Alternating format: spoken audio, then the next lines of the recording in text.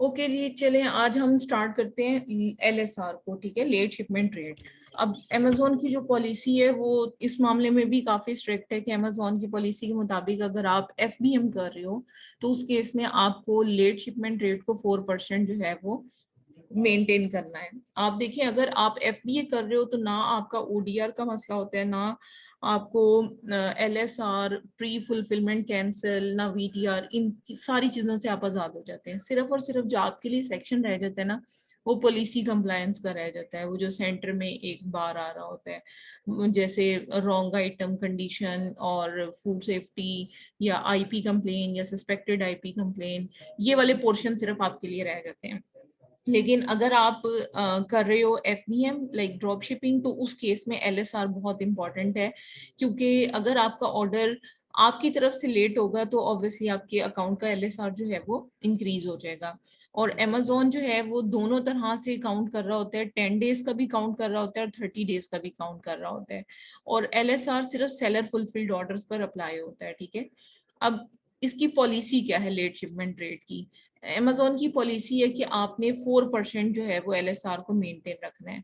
और अगर आपका LSR 4% से अबव जाता है तो अकाउंट में सेलर फुलफिलमेंट ही सिर्फ बंद होती है, इसमें FBM बंद होती है, FBA आपकी ओपन रहती है। ठीक है, अगर आपकी LSR में इशू आता है, और इसको रीइंस्टेट करवाना काफी आसान है, कोई ऐसा जितना मुश्किल नहीं है।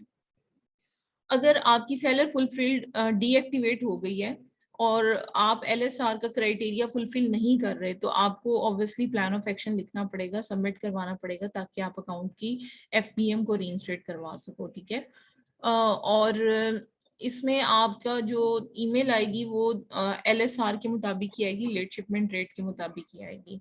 अब लेट शिपमेंट होता क्या है कि टोटल ऑर्डर्स में से कितने ऑर्डर ऐसे हैं जो कि आपने लेट शिप किए हैं। जैसे अगर 14 को शिप करना था और आपने 15 को शिप किया, तो वो आपका LSR इंक्रीज कर देता है। ठीक है, और LSR के साथ साथ VTR भी बहुत इंपॉर्टेंट होता है सेलर फुलफिलमेंट में। तो इन दोनों टॉपिक्स को हम आज ही कवर करेंगे।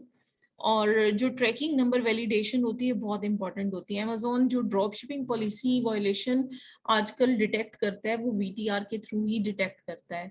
असल में रीजन ये है कि उसने अपना एल्गोरिदम एफिशिएंट कर लिया, और वो वॉलमार्ट की और स्पेशली वॉलमार्ट की ट्रैकिंग्स को जो है वो ट्रैक करके और VTR जो है वो आपका लो कर देता है। और इसके अलावा किस तरह से वो आपकी ट्रैकिंग्स के थ्रू ड्रॉप शिपिंग को आइडेंटिफाई करता है, वो इस तरह से करता है कि जब आपकी ट्रैकिंग्स जो है ऑब्वियसली कोई आपकी सैन फ्रांसिस्को से हो रही है, कोई टेक्सास से हो रही है, कोई न्यू जर्सी से हो रही है, कोई कहाँ से हो रही है, अलग अलग वेयर हाउसेज से प्रोडक्ट शिप हो रही होती हैं, जैसे सैम्स पे ऑर्डर करते हैं, वॉलमार्ट पे करते हैं, होम डिपो पे करते हैं, जिससे भी आप कर रहे हो, तो आप उसकी ओरिजिनल ट्रैकिंग जब इसमें डाल देते हो, देन उसमें क्या होता है कि अलग अलग जगहों से जब आपके ऑर्डर शिप हो रहे होते हैं, देन ऑब्वियसली इशू आता है यहाँ पर। तो मतलब कहने का ये है कि जब अलग अलग वेयर हाउसेज से प्रोडक्ट शिप हो रही होती हैं, ट्रैकिंग यही बता रही होती है कि फलां जगह से शिप हुई, फलां जगह से शिप हुई, तो अमेजोन को पता चल जाता है कि हम ड्रॉप शिपिंग करें, बिकॉज अमेजोन नोज कि हम बहुत छोटे सेलर हैं, और हाउ इज इट पॉसिबल कि हमारे जो वेयर हाउसेज हैं वो डिफरेंट लोकेशंस पर मौजूद हैं। ठीक है, तो ऑब्वियसली इसमें प्रॉब्लम है। तो जो ट्रैकिंग नंबर की वैलिडेशन है वो बहुत इंपॉर्टेंट है। अगर हम फेक ट्रैकिंग भी इस्तेमाल करते हैं वो भी पकड़ी जाती है मोस्ट ऑफ द टाइम, क्योंकि अमेजोन टू अमेजोन जो हम ड्रॉप शिपिंग बहुत पहले कर रहे थे, आज से कोई साल 1.5 साल पहले की बात है, तो उस केस में अमेजोन टू अमेजोन में हमेशा हमें फेक ट्रैकिंग यूज करनी पड़ती थी, लेकिन most of the time Sam's या वॉलमार्ट वगैरह से भी करते हुए हमें यूज करनी पड़ जाती हैं। तो वो ट्रैकिंग्स क्योंकि एग्जैक्ट कस्टमर के एड्रेस को शो नहीं कर रही होती, जस्ट उनकी जिप कोड या एरिया कोड वगैरह को जस्ट शो कर रही होती हैं, तो उससे भी VTR में मसला आ सकता है। अब आपको जब शिपमेंट की कंफर्मेशन देनी होती है, तो आपको बताइए कि इसमें कैरियर की नेम और उसमें स्पेसिफिक डिलीवरी जो सर्विस आप यूज करते हो, जैसे ग्राउंड है या फर्स्ट मेल है, प्रायोरिटी मेल है, वो आपने स्पेसिफिकली डालनी होती है, और उसके साथ साथ ट्रैकिंग ID आपने डालनी होती है। सो अगर आप हेल्दी LSR जो है वो मेंटेन रखना चाहते हैं, तो उसके लिए आपको ऑर्डर्स जो हैं वो पहले या बिल्कुल on the expected shipping date जो है वो करने पड़ेंगे, और कंफर्म करने हैं अपने पैकेज को ताकि कैरियर तक वो जा सके, और हमेशा अपने LSR स्कोर को मॉनिटर करते रहें। मोस्ट ऑफ द टाइम जो न्यू सेलर होते हैं ना, उनको ज्यादातर इस तरह के इश्यूज आते हैं कि वो अकाउंट की हेल्थ को बहुत ज्यादा देख ही नहीं रहे होते, जिसकी वजह से मोस्ट ऑफ द टाइम सब कुछ हो चुका होता है, उन्हें पता नहीं चलता। सो आपने जो है वो जो बेस्ट प्रैक्टिसेस हैं कि आप किस तरह से ट्रैकिंग इंफॉर्मेशन को अपलोड करोगे, उसके लिए आपको ट्रैकिंग नंबर करेक्टली डालना है, कोई एक्स्ट्रा स्पेस या ब्लैंक वगैरह नहीं देनी, स्पेशल कैरेक्टर या पंक्चुएशन वगैरह आप इस्तेमाल नहीं कर सकते। कैरियर नेम और जो डिलीवरी सर्विस आप इस्तेमाल करते हो वो उसके लिए कंफर्म करो कि मल्टीपल ऑर्डर शिपमेंट होनी चाहिए आपके पास। आप करेक्ट कैरियर नेम डालो, जैसे अगर फेडेक्स है या जो भी है तो उसको आप वैलिड एंटर करो। अगर आप DHL यूज कर रहे हो तो आप DHL की बजाय अगर फेडेक्स एंटर करोगे तो वो इनवैलिड ही कंसीडर होगी। और आप अपनी कैरियर को इंटीग्रेट भी कर सकते हो अमेजोन के साथ। और सबसे बेहतरीन तरीका ये कि अगर आप FBM कर रहे हो तो इजी शिप सर्विस, अगर FBM कर रहे हो, ड्रॉप शिपिंग नहीं कह रही, अगर आप FBM कर रहे हो तो अमेजोन की इजी शिप सर्विस ले लो। उससे ये कि जब अमेजोन की गाड़ी खुद से पिक करने के लिए आपके वेयर हाउस से आपकी प्रोडक्ट आएगी, देन आपके VTR में कभी भी प्रॉब्लम नहीं आएगा, ना LSR में आएगा। सिर्फ ODR में इशू आ सकता है, बाकी कोई इशू नहीं आ सकता उसमें। अच्छा, शिपिंग कंफर्मेशन और अपडेट है, आप मेक श्योर करो कि ट्रैकिंग इंफॉर्मेशन को आप लाइक अपडेट करो और सारी चीज़ों को प्रॉपरली देखो। और जब LSR का मैट्रिक्स या रिपोर्ट को जब आपने देखना हो तो वो आपको पता ही है कि शिपिंग परफॉर्मेंस में जाना है और वहां पर डिटेल्स को देखना है, LSR पर क्लिक करना है और रिपोर्ट डाउनलोड कर लेनी है, जहाँ पर आपको पता चल जाएगा कि फलां ऑर्डर था जिसकी वजह से लेट शिपमेंट हुई और हमारा ODR जो है वो इंक्रीज हुआ है या कम हुआ है। और अगर आप ट्रैकिंग इंफॉर्मेशन को एडिट करना चाहते हो तो आप पहले ये होता था कि आप ऑर्डर्स में जाकर ट्रैकिंग इंफॉर्मेशन को अपडेट जब मर्जी कर दो, तभी आपका VTR जो है वो स्टेबल हो जाता था। लेकिन अब अमेजोन ने ये वाला सीन भी खत्म कर दिया। अगर आप ट्रैकिंग बाद में जाकर अपडेट करते हो तो अमेजोन उससे आपका VTR जो है वो इम्प्रूव नहीं करता। ठीक है, ये सारी चीजें। अब मैं जरा स्क्रीन स्टॉप करती हूँ और मैं आपको कुछ डॉक्यूमेंट्स वगैरह भेजती हूँ। जी, अब मैंने आपको जो ईमेल आती है वो मैंने आपको सेंड की है। ये अकाउंट जो है क्योंकि ऑलरेडी रीइंस्टेट हो चुका है, सो क्लाइंट वापस ले चुका है, तो इसकी जो नोटिफिकेशन है वो मैंने यहाँ पर सेव कर लिया था कि your late shipment rate is higher than goal of less than 4%. As a result, you may no longer sell on Amazon and your listing has been removed. Please ship any open orders. If you have any fund in your account, then will be available after any amount paid for A to email Z नजर नहीं आ claim. रही। Sorry, email नजर नहीं आ रही। email मैंने group में share की है। अच्छा। Or chargeback on your order have been deducted, so you can see your balance and settlement information in the payment section. तो इसमें भी आपका अकाउंट जो है वो टेम्परेरी बेसिस पर डीएक्टिवेट किया जाता है या फिर उसकी FBM बंद की जाती है। सो इसके लिए आपको जो मतलब अपील लिखने की जरूरत होती है वो बहुत ही सिंपल, और अगर इसी फॉर्मेट पे आप अगर अपील को बना देते हो तो आपका अकाउंट जो है वो विद इन नो टाइम इंशाल्लाह ओपन हो जाएगा। सो आई एम जो बेसिकली आप इसमें अपील के जो इम्पोर्टेंट पॉइंट्स है LSR के, सबसे पहले तो आपने रूट कॉज लिखनी है, फिर आपने प्लान ऑफ एक्शन लिखना है, फिर फ्यूचर प्रिवेंटिव लिखने हैं आपने।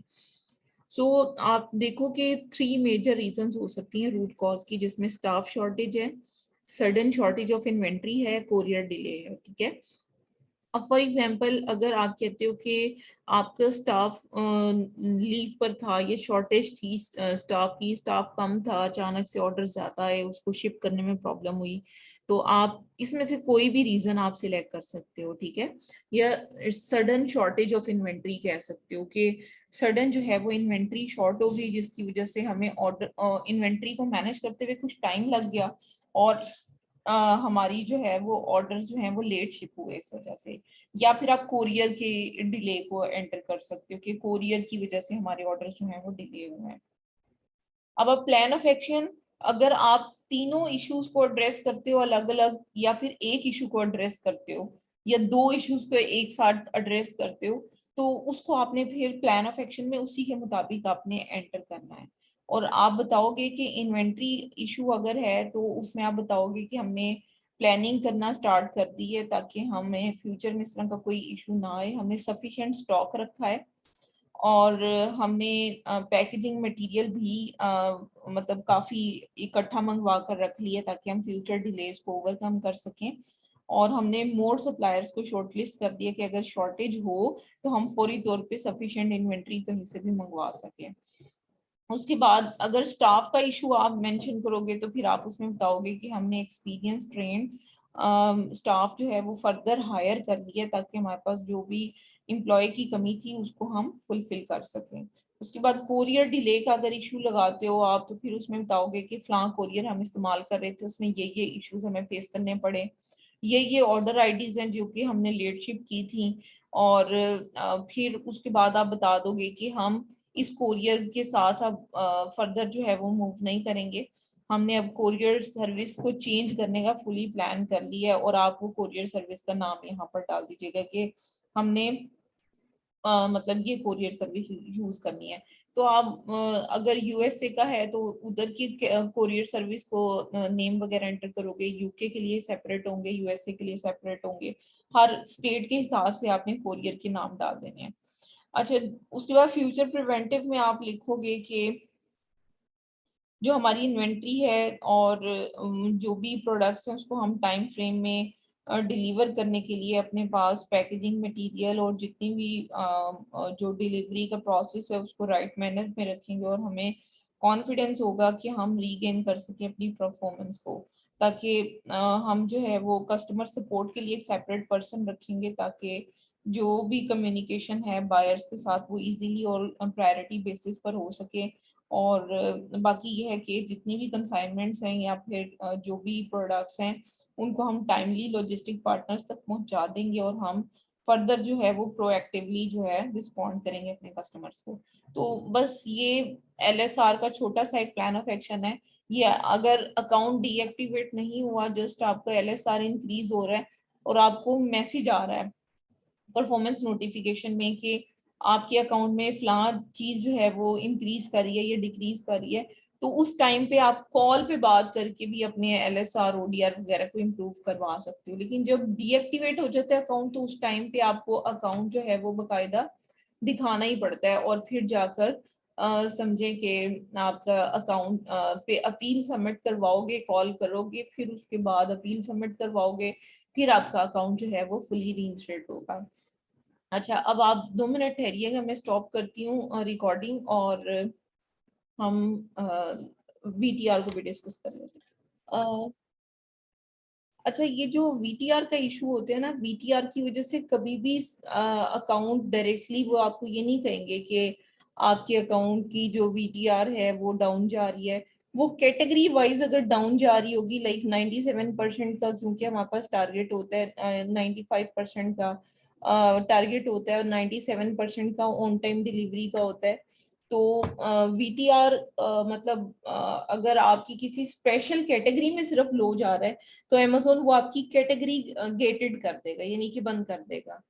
लेकिन अगर आपका ओवरऑल वीटीआर जो है वो फ्लक्चुएट कर रहा है हर तरह की कैटेगरी में, देन उस केस में आपके ऊपर डायरेक्ट वीटीआर की सस्पेंशन नहीं लगती। जैसे एलएसआर की डायरेक्ट ईमेल नोटिफिकेशन आता है ना कि आपकी वीटीआर सॉरी एलएसआर जो है वो आपका इफेक्ट किया है, लेकिन वीटीआर में इस तरह का सीन नहीं होता।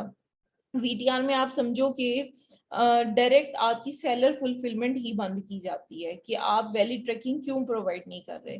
तो उस केस में फिर आपके पास जो रीजंस हो सकती हैं वो आपने रूट कॉज में जो आइडेंटिफाई करनी है वैलिड ट्रैकिंग के लिए, तो आप उसमें ऑब्वियसली कैरियर सर्विस का ही कहोगे कि वो हमें ट्रैकिंग ऑन टाइम नहीं दे रहे या वो ट्रैकिंग में इशू क्रिएट कर रहे हैं कि पहले वो कोई ट्रैकिंग देते हैं, जब हम एंटर कर चुके होते हैं वो बाद में ऑटोमेटिक अपडेट कर देते हैं, लेकिन हमें वो ट्रैकिंग प्रोवाइड नहीं कर रहे होते, जिसकी वजह से इस तरह के इश्यूज आ रहे हैं।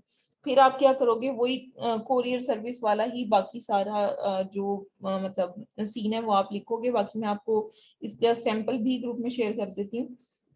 फिर आप बताओगे कि प्लान ऑफ एक्शन में आपने क्या किया है, कि आपने उस कैरियर सर्विस या कोरियर सर्विस को जो आप यूज कर रहे थे उसके साथ कॉन्ट्रैक्ट टर्मिनेट कर दिए और अब आप दूसरी कोई कोरियर सर्विस को यूज कर रहे हो।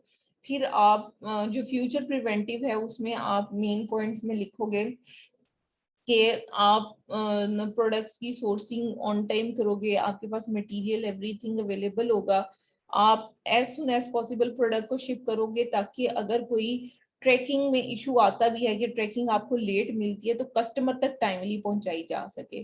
दूसरा आप ये लिख सकते हो कि हम हैंडलिंग टाइम को थोड़ा सा इंक्रीज कर देंगे ताकि प्रोडक्ट जो है वो टाइमली शिप हो और ट्रैकिंग उसकी टाइमली जो है वो हम कस्टमर तक पहुंचा सकें। और अगर हैंडलिंग टाइम हमारा ज्यादा होगा तो उसमें ये है कि अगर कोई इशू क्रिएट भी होता है तो फिर हम फौरी तौर पर उसको हैंडल कर लेंगे और एक न्यू मतलब ट्रैकिंग के साथ कस्टमर को हम प्रोडक्ट जो है वो शिप कर देंगे।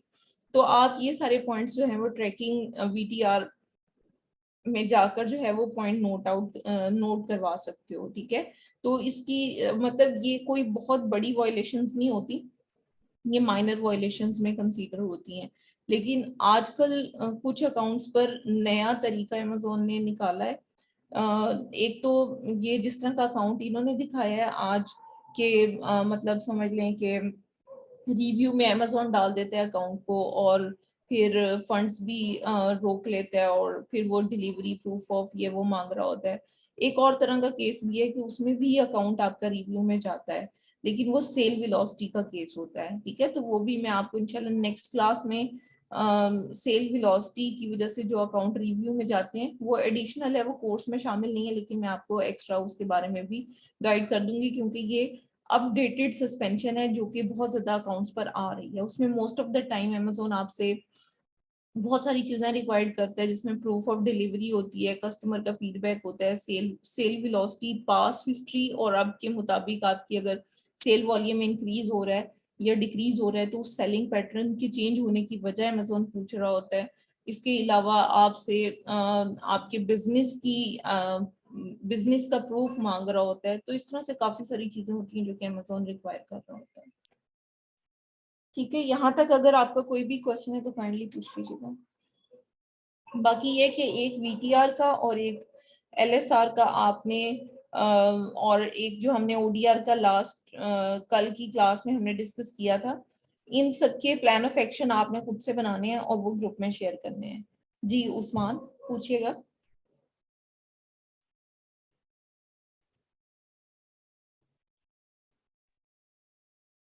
जी उस्मान आप कुछ पूछ। मैम इसमें आजकल एक वायलेशन आ रही है, मेरे पास एक अकाउंट है उसमें सेक्शन 3 लगा है।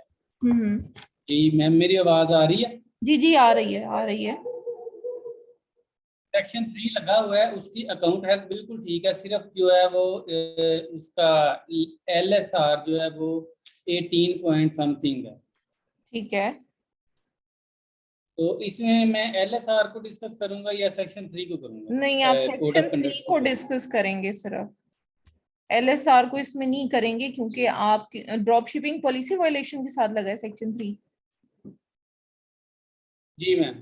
ठीक है, तो आपको ड्रॉप शिपिंग को ही मतलब कम्युनिकेट करने की जरूरत है, आपको एलएसआर के बारे में लिखने की जरूरत नहीं है। बस आप पॉइंट ऐड कर सकते हो कि क्योंकि आप ड्रॉप शिपिंग कर रहे थे सो आपको पता नहीं था कि ऑर्डर्स कब कब शिप हो रहे हैं, तो आप उस पॉइंट की मतलब पॉइंट के अंदर पॉइंट ऐड कर सकते हो कि इसकी वजह से हमारा एलएसआर भी इफेक्ट हुआ था। लेकिन जो मेजर तो आपने रूट कॉज आइडेंटिफाई करनी है वो ड्रॉप शिपिंग करनी है। जी ठीक है मैम। ठीक है जी, हबीब मैम आप आजकल ज्यादा जो जो आजकल ज्यादा सस्पेंशन है वो तो कोड ऑफ कंडक्ट की आ रही है। जी जी तो ऐसे ही। कोड ऑफ कंडक्ट का कब हम सेशन शुरू करेंगे? वो क्या है? कोड ऑफ कंडक्ट पे कब हम शुरू करेंगे क्लास?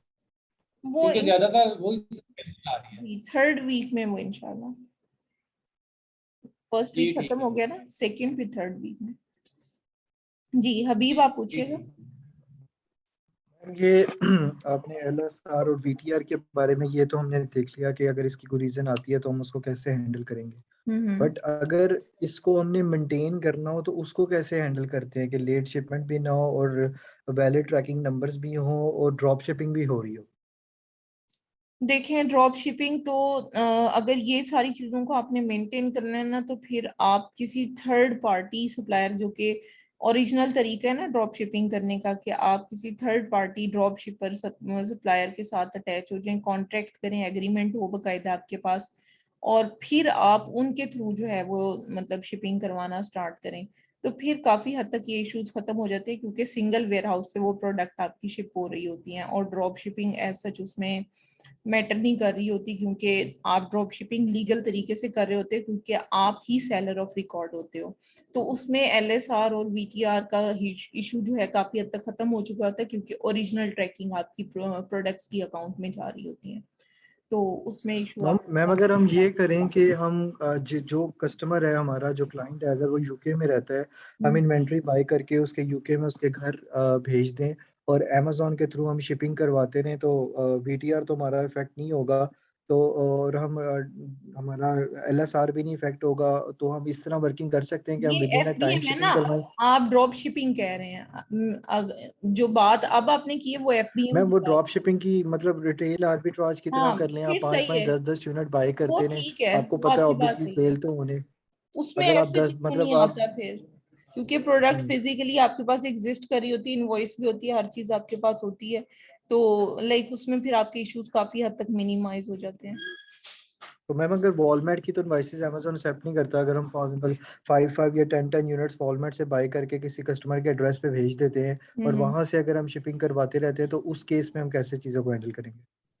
देखिए इनवॉइसेस तो वैसे भी अमेजोन आर्बिट्राज में भी बहुत कम ही रिक्वायर्ड कर रहा होता है, बस आप ये कोशिश करें कि ऐसी प्रोडक्ट हो जिसमें ब्रांड की कोई कंप्लेन ना आए, बाकी खैर है, बाकी जब एक ही एड्रेस से शिप हो रही होंगी प्रोडक्ट्स तो बहुत कम इशू आएगा, क्योंकि ट्रैकिंग भी वैलिड होगी और बाकी सारी इंफॉर्मेशन भी आपकी वैलिड होगी, तो उसमें सस्पेंशन के जो चांसेस हैं वो 50-60% आपके डिक्रीज हो जाते हैं। जी। और अगर मैम एक केस अगर हम इस तरह डिस्कस करें कि सपोज करें आप बाइंग करके आप उसके वेयर मतलब उसके घर पे भेज देते हैं सारी चीजें, हम्म। और घर भेजने के बाद जो है आप मतलब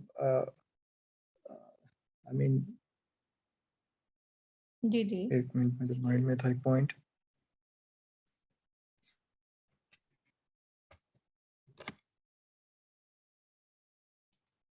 जी तब तक उस्मान आप पूछें। मैम मैंने एक अकाउंट में अपील सबमिट की है, तो ठीक है। वो उन्होंने ये कंडीशन रखी है कि आप एक न्यू सप्लायर दें, फ्यूचर सप्लायर।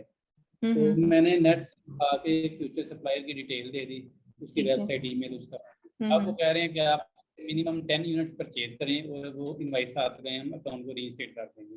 ठीक है। तो मैं उस सप्लायर को वेबसाइट पे जाके भी कांटेक्ट करने की कोशिश कर रहा हूँ, उसको हम्म। ईमेल भी मैं कर रहा हूँ, लेकिन मुझे रिस्पॉन्स नहीं कर रहा। आप ऐसे करें मैम उसकी जो एग्जैक्टली अब। मेरा पॉइंट यही था जी कि जी। अगर सपोज करें प्रोडक्ट अनगेटेड है, हम एक वेरीफाइड सप्लायर से प्रोडक्ट बाय करके उसे प्रॉपरली अनगेट करवा लेते हैं, और हम्म। अनगेट करवाने के बाद हम वॉलमार्ट से या किसी भी थर्ड पार्टी से बाय करके उसको वन बाय वन एफबीएम करते रहते हैं, तो हमने तो उसको प्रूफ दे दिया है ना कि हमने ब्रांड से लिया और जी जी। प्रॉपरली अनगेट करवाई है, तो जी इस केस में तो हम सेफ होते हैं ना। बिल्कुल बिल्कुल सेफ होते हैं। और उस्मान जो अभी आपका पॉइंट था ना, उसके लिए मैं आपको ये कहूंगी कि आप मुझे पर्सनल मैसेज कर देना, अपनी ये वाली सारी इंफॉर्मेशन, जो जो चीजें आप सबमिट करवा चुके हो, जो अपील आप सबमिट करवा चुके हो, मैं उसको देखकर फिर आपको बताती हूँ कि अब आपको क्या करना चाहिए। जी ठीक है मैम, मैं कर देता हूँ। ठीक और है इसमें जो। मैं सारा जो मैं अपील करूंगा उसमें मैं न्यू सप्लायर दे देता हूँ, मैंने जो मतलब फ्यूचर सप्लायर दिया, जी मैं जी। कोई और सप्लायर दूँ जिससे मेरा कॉन्टैक्ट हो जाए, मैं उसकी इन्फॉर्मेशन दे दूँ, या वो जी कहेंगे जी। कि पहले आपने सप्लायर को दिया, अब आप और दे रहे हैं। आप ऐसे करो ना, पहले मुझे उसका परफॉर्मेंस नोटिफिकेशन जो अमेजोन का लेटेस्ट आया था, मतलब एक तो सबसे पहले आया था सस्पेंशन का वो वाला, और फिर जो सबमिट करवाने के बाद आया, वो दोनों आपने मुझे सेंड करने हैं। उसके बाद आपने मुझे अपील सेंड जी करनी है, उसके बाद आपने मुझे जो आपने फ्यूचर सप्लायर दिया था वो सेंड करना है, तो मैं इन सारी चीजों को देखकर फिर आपको बता देती हूँ, ठीक है। जी ठीक है मैम, थैंक यू सो जी मच। ठीक है। चलें जी, कोई वकास आपकी तरफ से क्वेश्चन तो नहीं? नहीं मैम, कोई भी नहीं। चलें जी, ठीक है, thank you so much. Allah Hafiz. Okay.